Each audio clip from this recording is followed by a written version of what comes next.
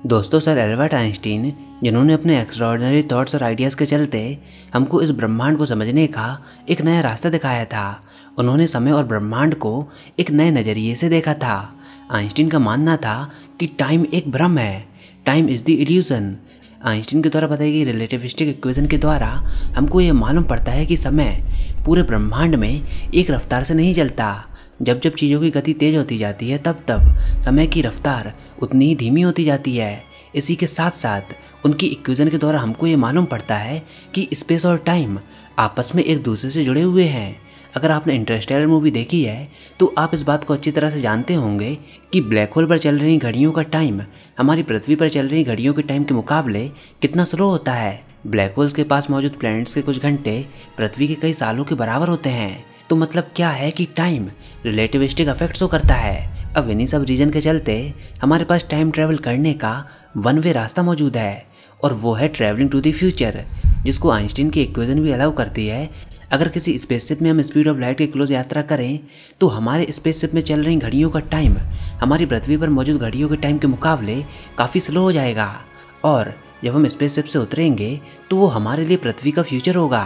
I think ये सारी basic बातें आप सब पहले ही जानते होंगे, लेकिन आज हम एक समय के डिफरेंट टॉपिक को कवर करेंगे जिसको कहा जाता है एरो ऑफ टाइम। आप में से कुछ लोग इसको डायरेक्शन ऑफ टाइम भी कहेंगे कि समय किस दिशा में फ्लो कर रहा है। तो दोस्तों, बने रहिए हमारे साथ इस वीडियो में, जिसमें आज हम एरो ऑफ टाइम को कवर करेंगे। देखिए, अगर आप समय को पूरा डिटेल में एनालाइज करो तो आपको इस बात का अच्छे से एहसास हो जाएगा कि बचपन से हम टाइम को तीन तरीके से समझते हुए आ रहे हैं।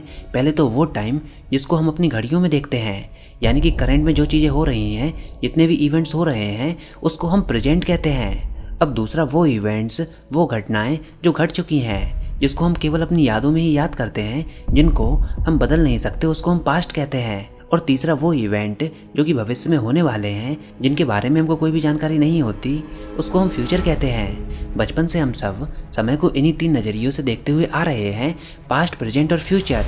लाइक इस इमेज को देखिए, इसमें आप प्रेजेंट पर मौजूद हो। जितने भी इवेंट हो चुके हैं या फिर जितने भी इवेंट बीतते जा रहे हैं उसको हम पास्ट कहेंगे।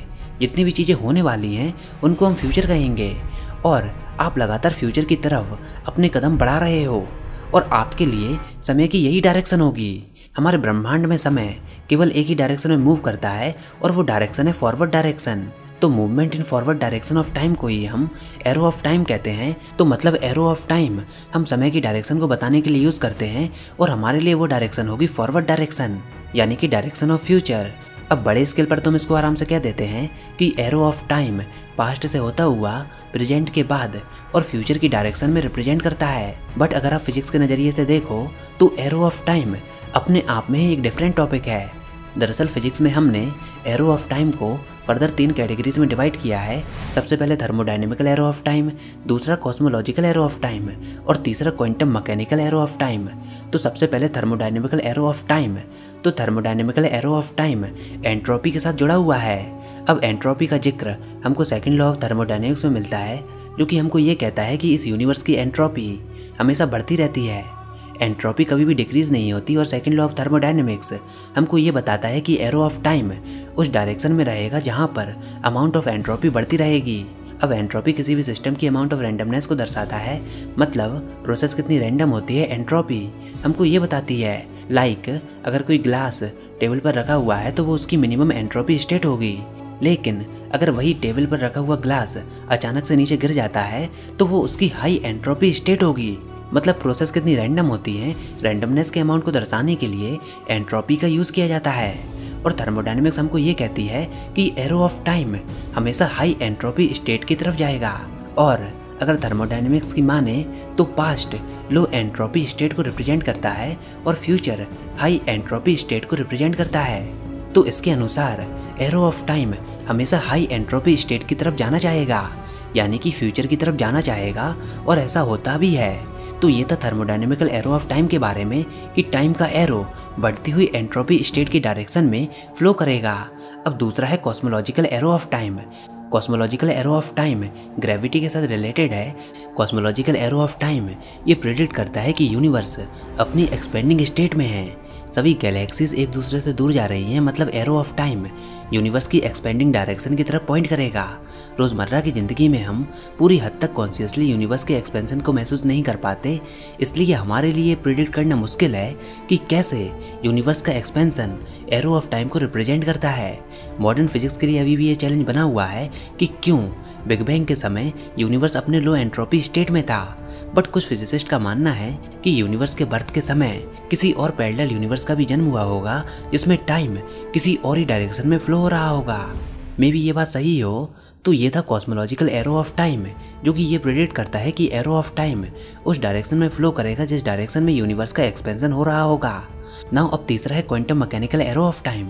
क्वांटम मैकेनिक्स का पूरा मैकेनिज्म श्रोडिंगर इक्वेशन और वेव फंक्शन के कोलैप्स पर डिपेंडेड है, जो कि एक टाइम एसिमेट्रिक फिनोमेनन है। जैसे क्वांटम मैकेनिक्स में पार्टिकल की लोकेशन उसके वेव फंक्शन के द्वारा बताई जा सकती है, और वेव फंक्शन को काफ़ी सारी प्रोबेबिलिटीज़ देता है जहाँ पर क्वांटम पार्टिकल मौजूद हो सकता है। और ये वेव फंक्शन तब कोलैप्स होता है जब किसी पॉइंट पर पार्टिकल्स को ऑब्जर्व किया जाता है। ऐसे में हमको पार्टिकल की पोजीशन तो पता चल जाती है, लेकिन वेव फंक्शन से जुड़ी हुई सारी जानकारी लॉस्ट हो जाती है। वेव फंक्शन कोलैप्स हो जाता है जिसको दोबारा से क्रिएट नहीं किया जा सकता। तो इस रिस्पेक्ट में यहाँ पर जो प्रोसेस हो रही हैं वो टाइम इरिवर्सिबल है और एरो ऑफ टाइम यहाँ पर क्रिएट हो जाता है। बट अभी तक हमको ये क्लियर नहीं है कि quantum mechanical arrow of time बाकी के एरो ऑफ टाइम के साथ कैसे रिलेटेड है। ऐसा कहा जाता है कि quantum mechanical arrow of time thermodynamical arrow of time के साथ रिलेटेड है, क्योंकि हो सकता है कि नेचर में collapse of the wave function higher entropy state को रिप्रेजेंट करता हो। तो मतलब जब वेव फंक्शन कोलैप्स होता है तो वहाँ पर एरो ऑफ टाइम क्रिएट होता है। तो ये सब था तीनों एरो ऑफ टाइम के बारे में। चलिए अब हम टाइम को एक नए नज़रिए से देखते हैं। चलिए अब हम मान कर चलते हैं कि टाइम एक वेव है। अब आपके मन में ये सवाल आ रहा होगा कि टाइम वेव कैसे हो सकता है। मैंने कहा मान लीजिए टाइम एक वेव है। अभी हम इसको मैथमेटिकली भी प्रूव करेंगे। तो चलिए हम इस बात को प्रूव करते हैं कि टाइम एक मूविंग वेव है। हम इसको हाइजेनबर्ग अनसर्टेनिटी प्रिंसिपल और डी ब्रॉगली वेवलेंथ इक्वेशन के साथ प्रूव करेंगे। अब अगर टाइम एक मूविंग वेव है तो जिस तरह नॉर्मल वेव एक पॉइंट से दूसरे पॉइंट पर एनर्जी ट्रांसफ़र करती है, उसी तरह हो सकता है कि टाइम वेव भी एनर्जी को ट्रांसफ़र करती हो, प्रोसेसेस को होने में मदद करती हो। क्योंकि अगर टाइम एक वेव है तो फिर उसकी भी बाकी की वेव्स की तरह प्रॉपर्टीज़ होंगी। उसमें भी रिफ्लेक्शन हो सकता है, डाइफ्रैक्शन हो सकता है और इंटरफेरेंस भी हो सकता है। जिस तरह नॉर्मल वेव अपनी डायरेक्शन को बदल सकती हैं, रिफ्लेक्शन कर सकती हैं, रिफ्रैक्शन कर सकती हैं, इनफैक्ट डायरेक्शन को भी चेंज कर सकती हैं, तो अगर टाइम भी एक वेव है तो इसका मतलब क्या है कि टाइम भी अपनी डायरेक्शन को बदल सकता है। मे बी ये सब पॉसिबल हो। दरअसल इन्हीं सब रीजन के कारण एल्बर्ट आइंस्टीन ये मानते थे कि टाइम एक इल्यूजन है। अगर टाइम वेव के कंसेप्ट को हम रियल माने तो इससे रिवर्स एजिंग टेक्नोलॉजी भी अचीव हो सकती है। सुनने में आपको ये लग रहा होगा कि ये सब इल्यूजनरी है, बट मे बी ये फ्यूचर में सही हो जाए। इसी तरह अगर हम ये डिस्कवर कर लेते हैं कि टाइम को कैसे डिटेक्ट किया जाता है तो हो सकता है हम टाइम को रिवर्स करना भी सीख जाएं। दरअसल हमारी क्लॉक्स टाइम को डिटेक्ट नहीं करती। टाइम को डिटेक्ट करने का मतलब है कि हमको एक इनविजिबल टाइम वेव को ढूंढना होगा। चलिए हम इस वेव को थोड़ा मैथमेटिकली देखते हैं। तो de Broglie matter wave concept के अनुसार लैम्डा होता है h/p। यहाँ से हम प्लैंक कांस्टेंट को लिख सकते हैं h = λp। यहाँ पर p होता है मोमेंटम, लैम्डा होता है डी ब्रॉगली वेवलेंथ और h होता है प्लैंक कांस्टेंट। अब हम हाइजेनबर्ग अनसर्टेनिटी प्रिंसिपल का यूज़ करेंगे। तो अनसर्टेनिटी प्रिंसिपल के भी अलग अलग फॉर्म होते हैं।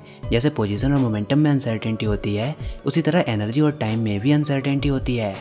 तो उसको हम ऐसे लिख सकते हैं delta E × delta t > h/4π। मतलब मिनिमम अनसर्टेनिटी इन टाइम यानी delta t minimum = h/4π × delta E। अब h की जगह पर हम लैम्डा × p लिख देंगे। तो इसको हमने कहाँ से लिख दिया? इसको हमने लिखा है डी ब्रॉगली कंसेप्ट से। तो इक्वेशन हो जाएगी delta t minimum = λp/4π delta E। अब p की जगह पर हम m × v लिख देंगे और डेल्टा E की जगह पर हम ½ mv² लिख देंगे। तो जब आप कैलकुलेशन करके इसको पूरा सॉल्व कर लोगे तो डेल्टा t मिनिमम की फाइनल वैल्यू आएगी λ/2πv। इस इक्वेशन से क्या बात साबित होती है कि डेल्टा t मिनिमम की वैल्यू लैम्डा के डायरेक्टली प्रोपोर्शनल है और वेलोसिटी की इन्वर्सली प्रोपोर्शनल है। और अगर डायमेंशनल एनालिसिस से भी इसको देखो तो डेल्टा t की वैल्यू सेकंड ही आएगी। तो फिलहाल इस इक्वेशन के बारे में आपको क्या लगता है? अपने व्यूज़ हमें कमेंट सेक्शन में लिखकर ज़रूर बताइए। अब ऐसा भी नहीं है कि केवल मॉडर्न लोगों ने ही एरो ऑफ टाइम को रिप्रेजेंट किया है, बट अलग अलग कल्चर, अलग अलग नोटेशन और एरो ऑफ टाइम को काफ़ी पुराने समय से ही यूज़ करते हुए आ रहे हैं। लाइक वेस्टर्न व्यू के हिसाब से टाइम लीनियरली मूव करता है, जिसमें प्रेजेंट, फ्यूचर और पास्ट को सेपरेट करता है। लेकिन हिंदू और इंडियन व्यू के हिसाब से टाइम साइक्लिक फॉर्म में मूव करता है। इंडियन व्यू में यस्टरडे और टुमारो के लिए एक ही नाम है जिसको हम कहते हैं कल। और अगर ओवरऑल देखा जाए तो पास्ट, प्रेजेंट और फ्यूचर, इन तीनों चीज़ों को इंडियन व्यूज़ के हिसाब से हम काल कहते हैं। अकॉर्डिंग टू हिंदू व्यूज़ समय न केवल एक चक्कर में घूमता है, बल्कि समय काल में हो रहा हर एक इवेंट अपने आप को दोबारा से रिपीट करता है। इवेंट्स की भी एक साइकिल होती है। लाइक माइथोलॉजी में ये माना जाता है कि लॉर्ड राम और हनुमान के अलग अलग वर्जन्स मौजूद थे।